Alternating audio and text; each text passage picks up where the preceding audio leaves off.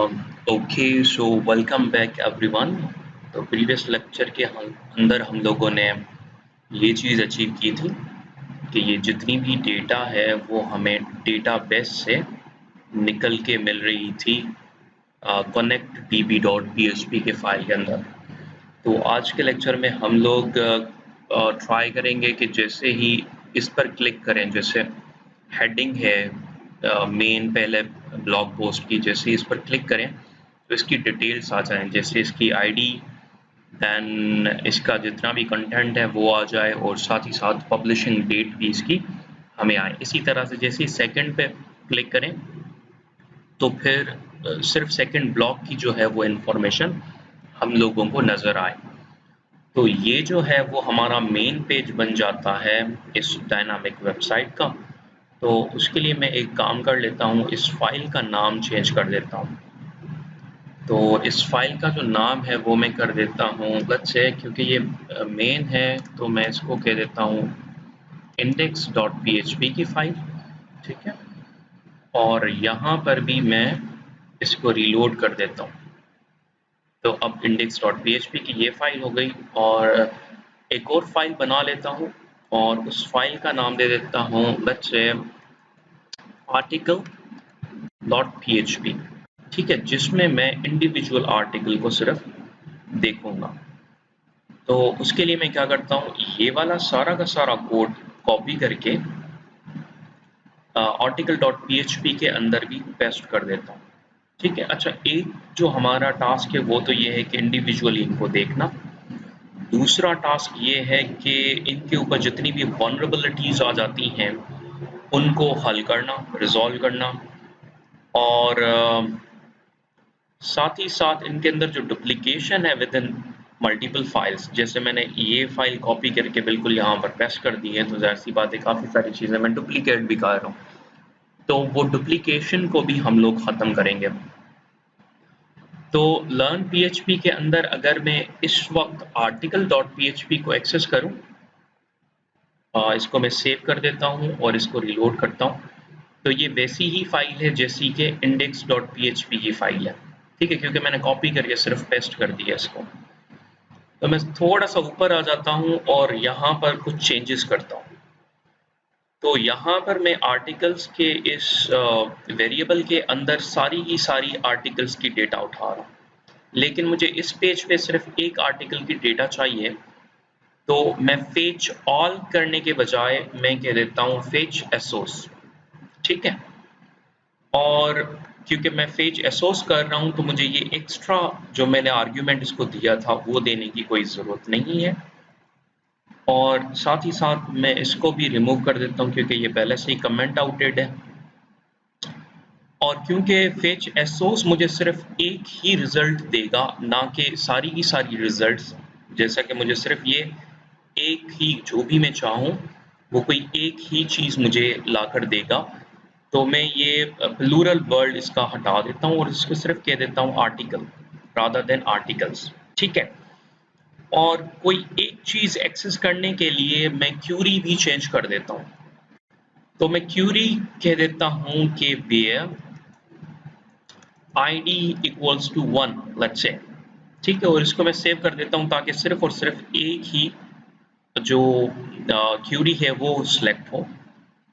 और क्यूरी जो सिलेक्ट करवा रहा हूँ क्योंकि मुझे पता है कि ये प्राइमरी की है आईडी, तो इसीलिए मैं यहाँ वेयर क्लॉज के अंदर आईडी ही लगा रहा हूँ, ठीक है, क्योंकि हर एक की जो आईडी है वो ही इंडिविजुअली है, इंडिविजुअल या यूनिक है। हो सकता है कोई पोस्ट हो न्यू पोस्ट के नाम से, तो टाइटल को मैं यूनिक नहीं रख सकता, तो this one is not unique, which is why मैं जो क्यूरी चला रहा हूँ वो आईडी के ऊपर चला रहा हूँ, ठीक है। तो अब अगर मैं इसको रिलोड करूँ तो आपको नजर आएगा कह रहा है कि भाई articles not found. Why is it so?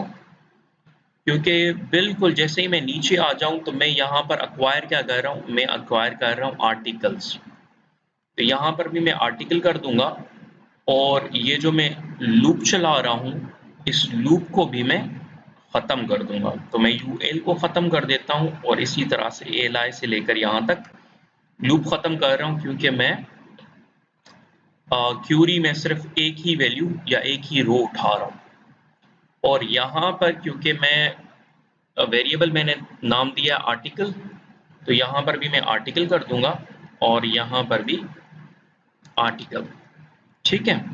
और अब इसको ज़रा रिलोड करेंगे तो आपको नज़र आएगा माय फर्स्ट ब्लॉग, और अगर मैं यहाँ पर आईडी को चेंज कर दूँ और यहाँ पर 2 कर दूँ और इसको रिलोड करूँ तो सेकंड ब्लॉग आएगा, और अगर 3 पे क्लिक करूँ, 3 या चूज़ करूँ तो इस तरह से मैं 3 को एक्सेस कर पा रहा हूँ। पर यहाँ पर एक मामला है कि मुझे ये जो आईडी है वो क्या करनी पड़ रही है, हार्ड कोड करानी पड़ रही है। तो हार्ड कोडिंग से बचने के लिए हम लोग क्या करते हैं, ग्लोबल वेरिएबल्स को यूज़ करते हैं। तो एक ग्लोबल वेरिएबल आता है जिसका नाम है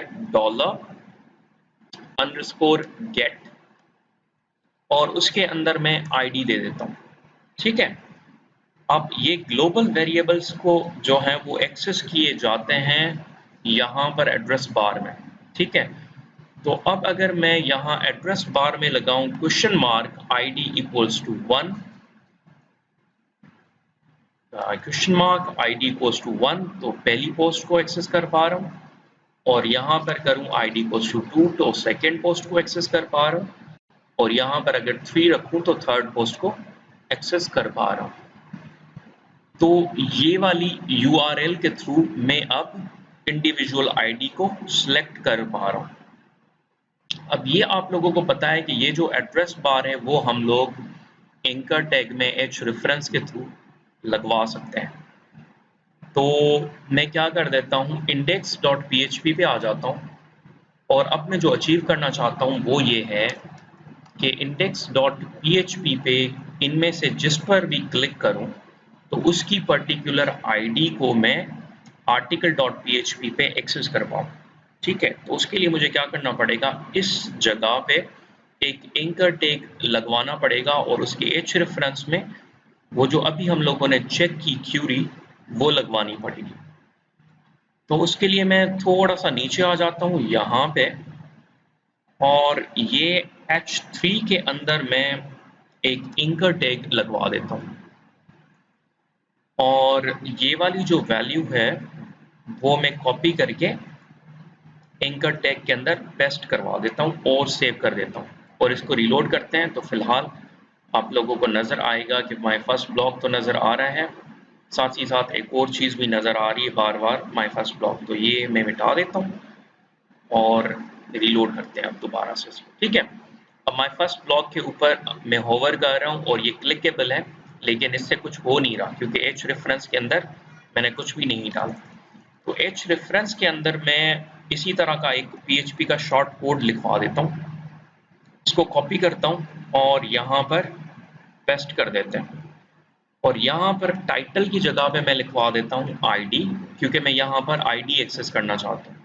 और अब अगर मैं इसको रीलोड करके इसको क्लिक करूँ तो देखें कहाँ पर गया, मैं 1 पे, पर मैं 1 पे नहीं जाना चाह रहा, मैं कहाँ पे जाना चाह रहा हूँ, मैं चाहता हूँ कि यहाँ पर आए पहले क्वेश्चन मार्क, पहले आए स्लैश article.php, फिर आए क्वेश्चन मार्क, फिर आए ID इक्वल टू, उसके बाद ये 1 आए, तो फिर ये पोस्ट एक्सेस होगी।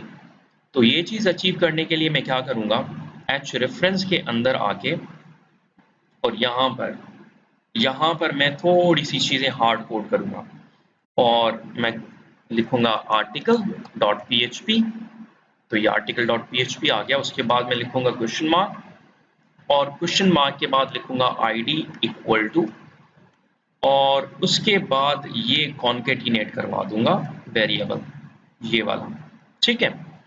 और इसको करवा देंगे सेव, और साथ ही साथ यहाँ पर आप सिंगुलर कोट्स को यूज़ करें, ओके, एंड इसको सेव कर दें। अब मैं वापस आ जाता हूँ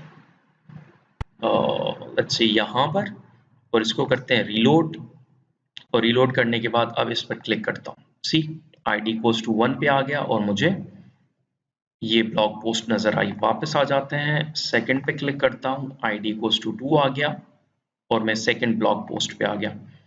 लेकिन जैसे ही मैं इनके ऊपर क्लिक कर रहा हूँ तो यहाँ पर मुझे ज़्यादा डिटेल्स नज़र नहीं आ रही। तो ज़्यादा डिटेल्स लाने के लिए मैं क्या करूँगा, वापस जाऊँगा article.php पे और यहाँ पर आके लेट्स से h1 के अंदर मैं एक स्पेन का एलिमेंट लगवा देता हूँ और उसके अंदर यही कोड, शॉर्ट कोड कॉपी करके पेस्ट करवा देते हैं।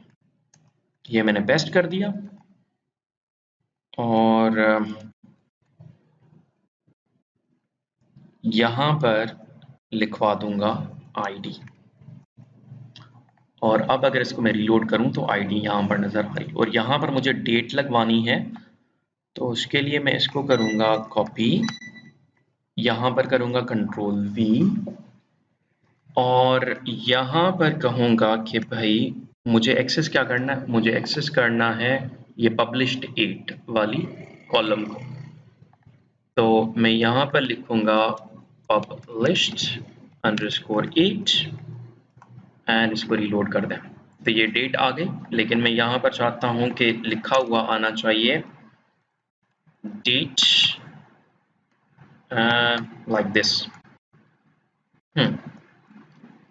और अब अगर इसको मैं रीलोड करूँ तो ये देखिए डेट नज़र आ गई और ये वाली चीज़ अच्छी नहीं लग रही, तो सिर्फ डेट लिखवा देता हूँ, ठीक है, या पब्लिशिंग डेट करते हैं इसको एंड इसको रीलोड करें एंड हमारी चीज़ जो है वो अब सक्सेसफुली अचीव हो चुकी। अगर मैं यहाँ पर आ जाऊँ और लिखूँ index.php तो मैं ये index.php पे आ गया। अगर मैं न्यू पोस्ट पे क्लिक करूँगा तो मैं ये न्यू पोस्ट वाली जगह पे आ गया और माय सेकंड ब्लॉग पे, ठीक है। तो ये हम लोगों ने सक्सेसफुली अचीव कर लिया। इस कोड के अंदर थोड़ी सी चेंजेस की थी हम लोगों ने यहाँ पर, ठीक है, और यहाँ पर ताकि क्यूरी को हम लोग यहाँ से सिलेक्ट कर सकें एड्रेस बार से। उसके लिए हम लोगों ने ये गेट का बिल्ट इन जो है वो यूज़ किया ग्लोबल वेरिएबल और यहाँ से हम लोगों ने h रेफरेंस के अंदर ज़रा सी एड्रेस जो है वो एक कस्टम एड्रेस जो है वो उसको दे दी है ताकि वो फाइल के ऊपर प्रॉपर्ली जंप कर सके। ओके, तो यहाँ तक तो काम हो गया। अब ज़रा इसके अंदर देखते हैं वल्नरेबिलिटीज़। तो इसके ऊपर अगर मैं क्लिक करूँ और अब यहाँ पर अगर मैं लिखूँ 2 तो 2 पे जा पा रहा हूँ। यहाँ पर अगर लिखूँ 3 तो 3 पे जा पा रहा हूँ और यहाँ पर अगर मैं कोई भी कोड लिख दूँ तो मुझे फिर भी कोई ना कोई डेटा मिल रही है, मैं कोई ना कोई डेटा को एक्सेस कर पा रहा हूँ। ये बहुत ही ख़तरनाक है क्योंकि यहाँ से कोई भी बंदा अब SQL इंजेक्शन करवा सकता है, ठीक है। तो मैं अब एक काम कर देता हूँ कि ये SQL इंजेक्शन वाले मसले को हल करने के लिए मैं article.php पे आ जाता हूँ और यहाँ पर कह देता हूँ कि वो बंदा, कोई भी बंदा जो भी यहाँ पर कोई चीज़ लिखे वो न्यूमेरिक ही हो, न्यूमेरिक के अलावा और कुछ भी ना लिख सके। मतलब वो 1 लिख सके, वो 2 लिख सके, 3 लिख सके, उससे ज़्यादा कुछ भी नहीं लिख सके, ठीक है। मतलब ज़्यादा कोड जो है वो ना लगा सके। तो उसके लिए मैं क्या करूँगा, मैं यहाँ पर आके, क्योंकि ये ऊपर वाला जो मेरा कोड है वो तो है डेटाबेस के साथ कनेक्शन करने का, ठीक है। तो यहाँ पर आके मैं लिखूँगा इफ और एक फंक्शन को यूज़ करूँगा is_ न्यूमेरिक, ठीक है। और उसमें ये वैल्यू पास करवा दूंगा कि ये वैल्यू जो है वो अगर न्यूमेरिक हो तो उस वक्त आपने क्या करना है, उस वक्त आपने ये वाले कोड को चलाना है। तो मैं ये इसको कंट्रोल X कर देता हूँ और यहाँ पर इसको पेस्ट कर देता हूँ, ठीक है। तो ये वाला कोड तभी चलाना है, ये सारी क्यूरी, जब ये आईडी जो है वो न्यूमेरिक हो, मतलब यहाँ पर बंदा सिर्फ न्यूमेरिक डेटा ही डाले। एल्स एल्स क्या करवा देना, एल्स तुमने ये आर्टिकल जो है इसके अंदर जो वैल्यू है वो रखवा देनी है नल। ठीक है, और थोड़ा सा नीचे आ जाएं और यहाँ पर मैंने लिखा था एम्प्टी आर्टिकल, तो यहाँ पर भी आप लोग एम्प्टी आर्टिकल की जगह पे लिखोगे article equals to null. Okay, इसको सेव कर दें और अब अगर इसको मैं रीलोड करूं तो ये काम कर रहा है। अब अगर इस पर मैं कोई चीज़ लिखूं तो आर्टिकल नॉट फाउंड हो गया, और अब अगर इस पर मैं लिखूं लेट्स से 5, तो ये 5 क्योंकि मेरे पास आईडी कोई है ही नहीं, यहाँ पर डेटाबेस के अंदर 4 तक ही है, तो उसमें भी मुझे ये नो आर्टिकल्स फाउंड की जवाब दे रहा है। लेकिन नो आर्टिकल फाउंड का जवाब के बजाय मैं इसको कह देता हूँ आर्टिकल नॉट अवेलेबल। ठीक है, तो अब अगर इसको मैं रीलोड करूं तो मुझे जवाब आएगा आर्टिकल नॉट अवेलेबल का। Fine fine fine. अब यहाँ पर वापस आ जाते हैं इंडेक्स डॉट पीएचपी के ऊपर। ओके, तो अब आ जाते हैं डुप्लीकेशंस को रिमूव करने के ऊपर। तो मैं यहाँ पर आ जाता हूँ और मैं अगर कोड से देखूँ तो यहाँ से लेकर यहाँ तक का कोड आर्टिकल डॉट पीएचपी और इंडेक्स डॉट पीएचपी के अंदर सेम है, विच मीन्स कि ये डुप्लीकेट हो रहा। तो उसके लिए मैं क्या करूँगा, मैं इसको कट कर देता हूँ और यहाँ पर आके एक नई फाइल बना लेता हूँ db.php, जिसके अंदर डेटाबेस का सारा कोड हम लोग पेस्ट कर देंगे और ये फाइल हमारी php की रहेगी। इस चीज़ का ध्यान रखना है कि यहाँ पर आपने क्लोज नहीं करना php को। ठीक है, और यहाँ पर इस कोड को इंक्लूड करवा देना है। तो इंक्लूड करवाने के लिए आप लोग करते हो इंक्लूड और फिर उस फाइल का नाम। तो फाइल का नाम है db.php और यहाँ पर सेमीकोलन दे देंगे and this is it. Similarly article.php से हम लोग इसको हटा देंगे कोड को और यहाँ पर भी हम लोग लिखेंगे include and then db.php and semicolon। ठीक है, अब अगर मैं इसको रिलोड करूँ और चेक करूँ तो इट्स वर्किंग। ठीक है, तो ये काम हमारा ठीक तरह से चल पा रहा है। ठीक है, तो आप एक तो चीज़ करते हो इंक्लूड और दूसरा करते हो आप लोग या तो रिक्वायर। ठीक है, और रिक्वायर और इंक्लूड में फ़र्क ये है कि इंक्लूड फाइल होने के बावजूद अगर आपके पास कोई एरर भी आ जाता है, लेट्स से डेटाबेस कनेक्ट ना हुआ, तो भी नीचे वाला जो कोड है वो आपका एग्जीक्यूट हो जाता है। लेकिन जब आप रिक्वायर चला देते हो तो उस वक्त हार्ड लिमिट लग जाती है कि भाई अब ये फाइल कैसे भी करके चलनी चाहिए, अदरवाइज उसके नीचे वाला कोड बकिया कोड नहीं चलेगा। ठीक है, तो it is always good to use require rather than include, पर आजकल इसका फ़र्क इतना ज़्यादा है नहीं, तो हम लोग कोई भी इस्तेमाल कर सकते हैं। इट्स बेटर, वैसे आपकी अपनी मर्ज़ी है, लेकिन इट्स बेटर कि आप रिक्वायर ही लिखें। तो मैं हर जगह पे ना रिक्वायर कर देता हूँ, तो यहाँ पर भी इंक्लूड की जगह पे रिक्वायर कर देता हूँ। ठीक है, और एक और आता है require once and include once का, तो वो भी आप लोग यूज़ कर सकते हो। उसमें ये होता है कि बार-बार फाइल को इंक्लूड कराने से आप अवॉइड करवा सकते हैं। ठीक, तो यहाँ पर आ जाते हैं और यहाँ पर मैं इसको सेव कर देता हूँ।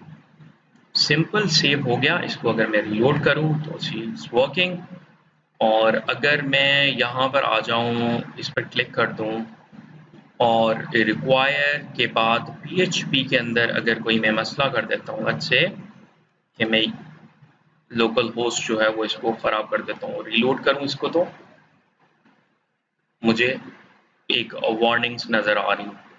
ठीक है, और आर्टिकल में आके अगर मैं रिक्वायर की जगह पे इंक्लूड कर दूँ let's say, include and save. और अब अगर इसको रिलोड करूं तो प्रीटी सेम। तो आजकल जो है इंक्लूड एंड रिक्वायर का जो मामला है, वो जो डिफरेंस था वो इतना कोई वाज़ेह नहीं है। अदरवाइज ये पोस्ट जो है ना वो चल जाती है हमारी नीचे वाली, बट ओके, सो हम लोग इसको रिक्वायर ही रखते हैं। तो PHP के अंदर काफ़ी सारी अपडेट्स आ रही होती हैं, तो होपफुली के PHP में अपडेट हो चुकी है ये चीज़। मैं इसको रिलोड कर देता हूँ और हमारी चीज़ें अब दुरुस्त हो चुकी। ठीक, अब एक और चीज़ कर देते हैं। आप लोग थोड़ा सा नीचे आएंगे तो आपको नज़र आएगा कि ये वाला कोड मेन तक और आर्टिकल में भी यही वाला कोड मेन तक pretty सेम है, बिल्कुल सेम है। ठीक है, तो हम इसको भी उड़ा देंगे। तो मैं कंट्रोल X कर देता हूँ और यहाँ पर आके एक नई फाइल बना देता हूँ, उसको नाम दे देता हूँ header.php और इसके अंदर मैं ये कोड पेस्ट करता हूँ। लेकिन यहाँ पर मैंने कोई PHP का टैग स्टार्ट नहीं करवाया, सिर्फ इसकी जो फाइल का नाम है, जो एक्सटेंशन है, दैट इज़ PHP। इसको मैं सेव कर देता हूँ और वापस आ जाता हूँ आर्टिकल में और यहाँ पर लिख देता हूँ रिक्वायर और रिक्वायर के बाद मैं कह देता हूँ header.php और क्योंकि ये रिक्वायर की कमांड PHP में है तो मैं PHP यहाँ पर ऑन करवा दूंगा और PHP को क्लोज करवा दूंगा। ठीक है, इसको मैं कंट्रोल C कर देता हूँ, इसको सेव भी कर देता हूँ और सिमिलरली यही कमांड header.php वाली यहाँ पर भी रखवा देते हैं। तो मैं इसको डिलीट कर देता हूँ और यहाँ पर सिर्फ और सिर्फ इतने बड़े कोड की जगह पे एक कमांड लगवा देते हैं। Pretty simple. और अब भी अगर मैं इस पर चेक करूँ तो इट्स वर्किंग फाइन। ठीक है, तो हमारा कोड अभी भी चल रहा है। और एक और चीज़ अगर आप लोग देखो तो आखिर में भी ये जो फुटर वाला या आखिरी वाला हिस्सा है वो रिपीट हो रहा है बार बार, index.php में भी और article.php में। तो मैं इसको उड़ा देता हूँ, कंट्रोल X कर देते हैं और यहाँ पर आते हैं और एक नई जो है वो फाइल बना देते हैं footer.php की और उसमें ये कोड रखवा देते हैं और article.php में आप यहाँ पर इंक्लूड करवा दो इसको या रिक्वायर करवा दो। रिक्वायर और क्या रिक्वायर करवाना है, footer.php। इसको सेव कर दें और इसी तरह से आप आ जाएं जी। और इस फाइल को मैं बंद कर देता हूँ इंडेक्स पे और ये ख़त्म कर दें और यहाँ पर आप रिक्वायर करवा दें footer.php को। ओके, तो अगर हमारा कोड हम लोग चेक करें तो अभी तक ये सही काम कर रहा है, न्यू पोस्ट।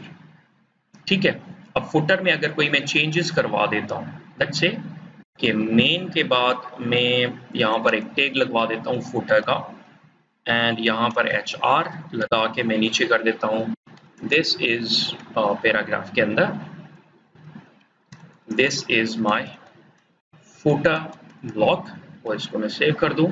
इसको रिलोड करूँ तो देखें ये फुटर यहाँ पर आपको नज़र आ रहा है और ये हर जगह पे नज़र आएगा आपको। ये इसको अगर मैं रिलोड करूँ तो देखें this is my footer area, block की जगह पे एरिया कर देते हैं और इसको सेव करते हैं। और अगर मैं सेकंड ब्लॉक के ऊपर भी क्लिक करूँगा तो ये फुटर एरिया मुझे यहाँ पर नज़र आता रहेगा। और इसको मैं सेंटर पे भी कर देता हूँ, तो यहाँ पर लेट्स से मैं स्टाइल लगवा देता हूँ और यहाँ पर कर देता हूँ टेक्स्ट अलाइन सेंटर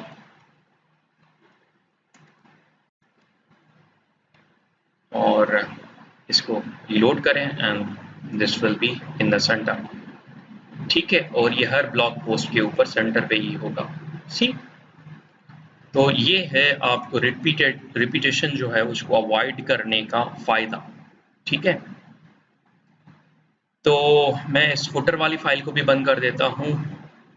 ठीक, और अब ज़रा आ जाते हैं एक और चीज़ के ऊपर कि जितनी भी हमारी इंक्लूड्स की फाइल्स होती हैं वो हम लोग एक फ़ोल्डर में डाल देते हैं। तो हम लोग एक फोल्डर बना लेते हैं इंक्लूड्स का,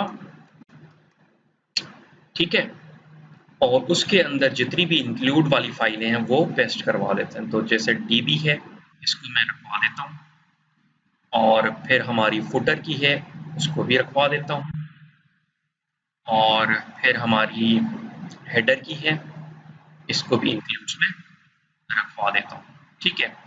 अब थोड़ी सी और चेंजेस यहाँ पर मुझे करनी पड़ेंगी कि जहाँ जहाँ पर मैंने इंक्लूड करवाया या रिक्वायर करवाया वहाँ पर इसका पाथ सेट करना पड़ेगा। तो includes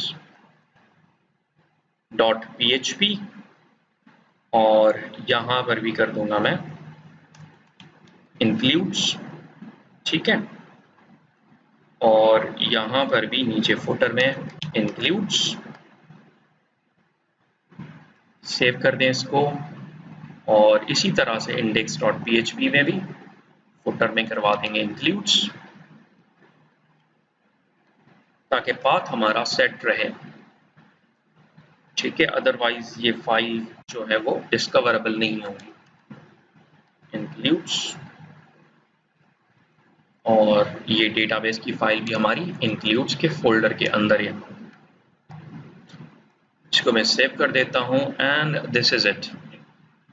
रीवेरीफाई कर लें, रीलोड कर लें, और ये काम कर रहा है, ये भी काम कर रहा है, ये भी काम कर रहा है। और अगर आप डेटाबेस के अंदर कोई नई चीज इंसर्ट करवा दो, अच्छे new post again, this is my new post about other programming languages, and इसकी जो पब्लिशिंग डेट है वो आप चेंज कर दें, से 5th एंड गो कर दें। यहाँ पर आ जाए, इसको रीलोड करें and see new post again हमारी आ गई। और अगर इस पर भी क्लिक करता हूँ तो सी तो सारी चीज़ें यहाँ पर भी अब मुझे नज़र आ रही है। प्रीटी सिंपल, ठीक। तो यहाँ तक तो हमारी सारी चीज़ें हो गई, लेकिन यहाँ पर एक और मसला आता था पहले वाले PHP के अंदर, और हो सकता है कि आगे चल के भी इस PHP के अपडेट्स के अंदर भी मुझे कोई आ जाए, या ब्राउज़र अब तो अपडेट हो चुके हैं। वो मसला ये होता था कि आप लोग जैसे ही यहाँ पर लेट्स से db.php में लिखूँ, ठीक है, तो मुझे ये एरर नज़र नहीं आता था, बल्कि एक पेज खाली नज़र आ जाता था, ठीक है, प्रीवियसली।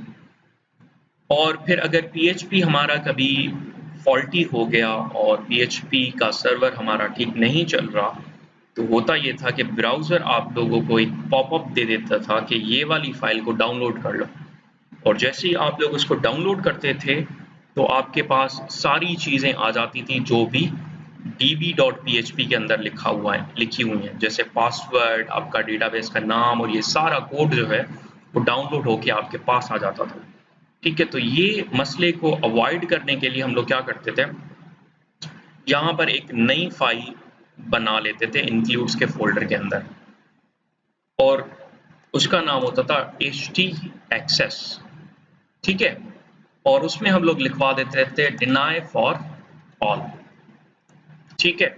और यूं करने से ये जो एरर होता था कि आपका डेटाबेस की फाइल डाउनलोड हो जाती थी वो ख़त्म हो जाता था, और उसके बाद आपके पास ये वाली चीज़ जो है वो आ जाती थी, ठीक है, ये वाला मैसेज जो है वो अपीयर हो जाता था आपके पास, ठीक है।